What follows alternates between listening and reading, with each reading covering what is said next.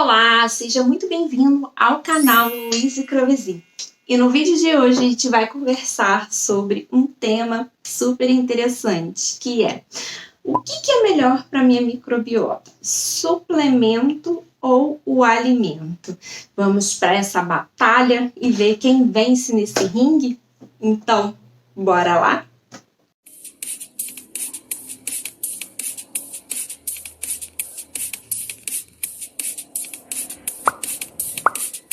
Bom, meu povo, vamos esclarecer uma coisa antes de começar aqui esse vídeo, para não gerar polêmicas, brigas e sei lá o que.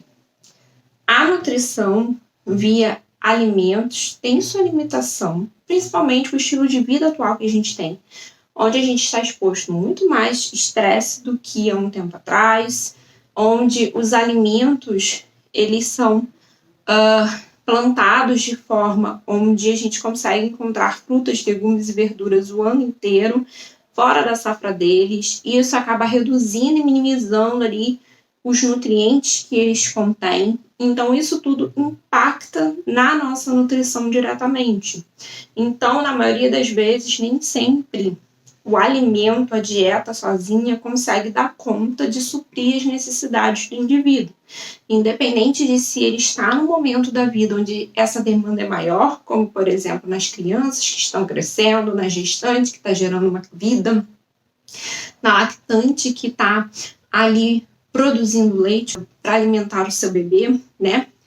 Mas até indivíduos que estão em momentos da vida onde a demanda não é aumentada.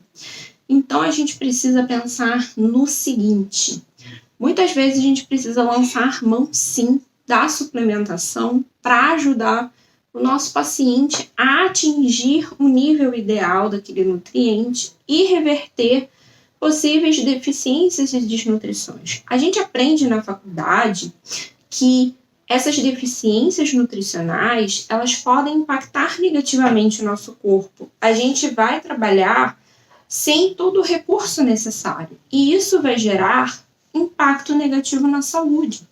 Pode gerar o desenvolvimento de doenças. Então, a suplementação tem sua importância, da mesma forma que os alimentos também são importantes. E nós, como nutricionistas, temos que trabalhar com ambos, porque são fontes de nutrientes e a nossa profissão é nutrir as pessoas, e para nutrir a gente tem que usar os recursos que a gente tem ao nosso alcance. Então, entendida essa informação, que eu não sou contra a suplementação, muitas vezes as pessoas acham que eu sou, porque eu falo da questão do probiótico, que eu falo de várias questões, porque eu sou uma pessoa muito pé no chão. Eu acho que também a pessoa não tem que viver de cápsula. Ela precisa do alimento. De nada adianta ela ficar só suplementando se ela não come nenhum alimento fonte também daquele nutriente. Não vai ser tão efetivo. Então, é um conjunto de mudanças que tem que ocorrer. E muitas vezes o suplemento ele vai ser uma bengala, utilizada por um certo período e depois a gente vai parar. Não é algo para ser utilizado para o resto da vida. Apesar de muitas pessoas fazerem uso da autoprescrição, né, de polivitamínicos que a gente encontra aí no mercado de forma, né, bem disseminada, várias opções que a gente pode encontrar. Mas falando de microbiota, não sei se vocês sabem, alguns nutrientes são importantes, tanto por modular a microbiota, como por atuar na barreira intestinal. A gente tem vídeo falando sobre alguns suplementos desse da barreira intestinal, vou deixar aqui. E também a gente tem ali uma gama de opções de nutrientes chamados polifenóis, que vão servir de substrato para vários micro-organismos da nossa microbiota. Então, os polifenóis, eles são encontrados ali principalmente nos alimentos de origem vegetal. A gente encontra em frutas, legumes, verduras, no azeite, nas oleaginosas, né?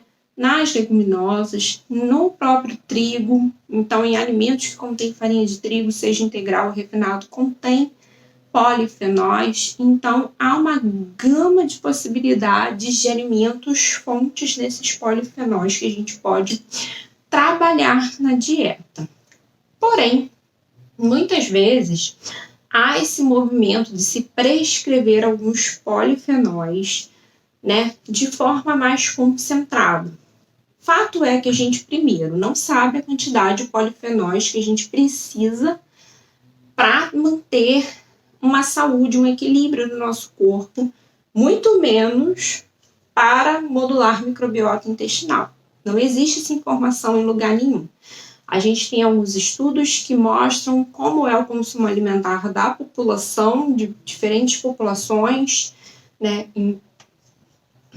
Inclusive, eu fiz um trabalho sobre esse, um levantamento do consumo desses polifenóis por mulheres com diferentes graus de obesidade, mostrando que o consumo ele é baixo, apesar da gente não ter um ponto de corte, e isso dificulta muito a gente entender como a gente sabe se aquela quantidade que o indivíduo está consumindo, o nosso paciente está consumindo, está atingindo as necessidades reais dele, tanto para a microbiota quanto para um funcionamento adequado do corpo. O que se sabe é que a recomendação do consumo de frutas, legumes e verduras da OMS tem que ser atendida e que já vai garantir ali uma quantidade bacana desses polifenóis. Mas voltando para essa questão, o que é melhor, o alimento ou o suplemento? O que eu faço é que alguns trabalhos, né, na verdade um trabalho, ele mostra a comparação do chá verde em infusão versus o extrato de chá verde suplementado. E nesse trabalho a gente consegue observar que a infusão ela é superior ao extrato suplementado. Muitas vezes, o que acontece para a gente ter melhores resultados com o alimento comparado com o suplemento? Bom, tem a questão da biodisponibilidade, então o nosso corpo ele vai absorver um limitado número desses polifenóis, a grande parte vai ser utilizada pela microbiota, tem trabalhos que mostram que cerca de 3% dos polifenóis são absorvidos, independente da quantidade que a gente consome. Então, é uma quantidade muito pequena, o resto vai ser todo utilizado por microbiota e ser eliminado. Então, o papel no nosso corpo, ele é pequeno e não há garantia de que suplementar a gente vai ter um aumento nessa margem de absorção de forma importante que tem um impacto no nosso corpo. Então, a gente ainda não tem essas informações na literatura.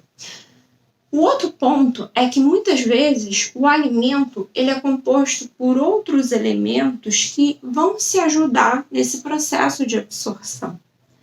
Então, quando a gente pensa numa prescrição, numa suplementação, a gente tem uma perda em termos de nutrição no sentido de nem sempre a gente consegue juntar numa forma todos os nutrientes que agem de forma sinérgica. Então, às vezes, a gente não encontra os resultados efetivos porque a gente suplementa um nutriente isoladamente e, às vezes, outros elementos que não necessariamente ali micronutrientes vão ajudar na absorção ali daquele elemento que contém aquele alimento.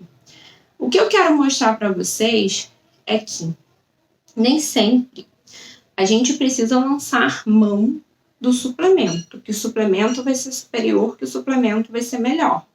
A gente precisa pesar como é a alimentação base desse paciente, o que ele consegue fazer de mudança, o que ele consegue incorporar e como está o estado nutricional dele. Lembrando que para polifenóis a gente não tem recomendação, não tem como avaliar estado nutricional. Mas se a gente está falando de um paciente que não consome nada de fruta, legume e verdura, talvez, para a gente ter um impacto importante na microbiota, seja interessante um suplemento de um extrato concentrado de um polifenol específico. Mas se é um paciente que já faz o consumo desses alimentos e precisa de pequenos ajustes, talvez incluir o alimento completo seja mais benéfico e investir em outros tipos de suplementos que vão ser mais importantes. Então, veja bem, eu estou falando que a gente, quando vai fazer uma prescrição, a gente precisa priorizar o que precisa ser suplementado.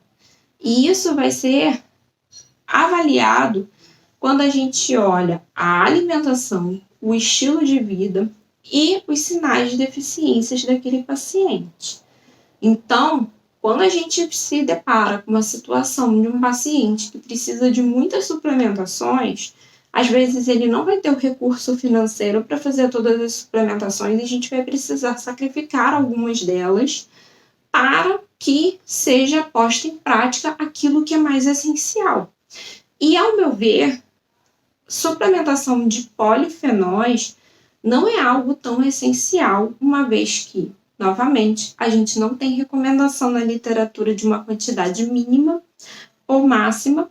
A gente consegue atingir via dieta esses nutrientes e muitas vezes a suplementação de outras vitaminas e minerais que vão estar mais deficitárias vão ter um impacto mais importante naquele indivíduo do que suplementar o extrato de chá verde, por exemplo, que a gente ainda não tem muitas informações do impacto, tanto sobre o microbiota como sobre alguns outros parâmetros.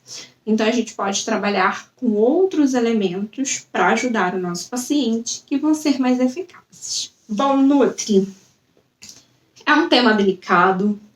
A suplementação ela faz parte, sim, do trabalho do nutricionista. Ele pode e ele deve, sim, prescrever.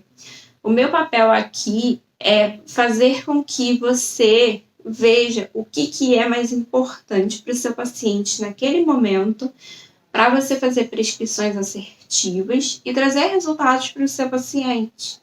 Não necessariamente a prescrição de um polifenol vai trazer um resultado quando comparado com a prescrição de vitaminas e minerais que de fato estão deficitários. Então, acho que a gente tem que fazer esse peso na balança e pensar o que vai ser mais interessante para o paciente naquele momento inicial para traçar nossa conduta de prescrição. Bom, se você gostou desse vídeo, deixa seu like. Se você tem dúvidas sobre esse tema, ou se você tem sugestão de algum outro tema, coloca aqui abaixo que eu vou adorar responder. Um grande beijo, até a próxima. Tchau!